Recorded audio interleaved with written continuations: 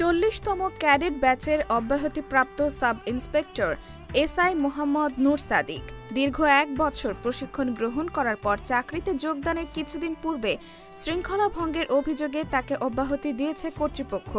চাকরি হারিয়ে 40তম ক্যাডেট ব্যাচের এই এসআই জানান, তার স্বপ্ন ছিল এই চাকরিতে যোগদান করে পরিবারের আর্থিক দায়িত্ব নেওয়ার, কিন্তু সেখানে তিনি এখন পরিবারের বোঝা হয়ে রয়েছেন।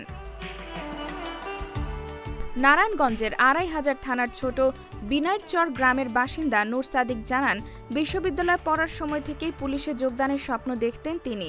বহু চেষ্টার পর ৪০তম ব্যাচে নির্বাচিত হয়ে রাজশাহীর সারদা পুলিশ একাডেমিতে প্রশিক্ষণ শুরু করেন। প্রশিক্ষণ চলাকালে শৃঙ্খলা বজায় রাখার জন্য তাকে গুড সার্ভিস ক্যাটাগরিতে ৩ বার মাস্টার প্যারেডে পুরস্কৃত করা হয়। তবে চাকরিতে যোগদানের মাত্র ১২ দিন আগে একাডেমি কর্তৃপক্ষ তাকে অব্যাহতি দেয়। অভিযোগ ছিল, তিনি পাসিং প্যারেড থেকে দেরিতে মাঠ ত্যাগ করেছেন এবং অন্যদের উস্কানিমূলক বক্তব্য দিয়েছেন। এ বিষয়ে নূর সাদিক বলেন, এত হাড় ভাঙা পরিশ্রমের পর এক মিথ্যা অভিযোগে আমাকে চাকরি থেকে বাদ দেওয়া হয়েছে, অথচ আমি নিয়মিতভাবে শৃঙ্খলা মেনে চলেছি এবং পুরস্কৃত হয়েছি।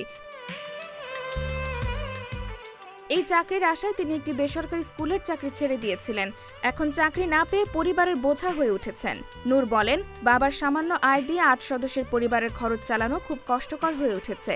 তার ঋণের বোঝাও দিন দিন বাড়ছে। ভেবেছিলাম চাকরি পেয়ে পরিবারের দায়িত্ব নেব, কিন্তু উল্টো এখন আমি পরিবারের জন্য বোঝা হয়ে গেছি। সমাজের নানা কটু মন্তব্য আর অবহেলায় আমরা সবাই মানসিকভাবে বিপর্যস্ত হয়ে পড়েছি।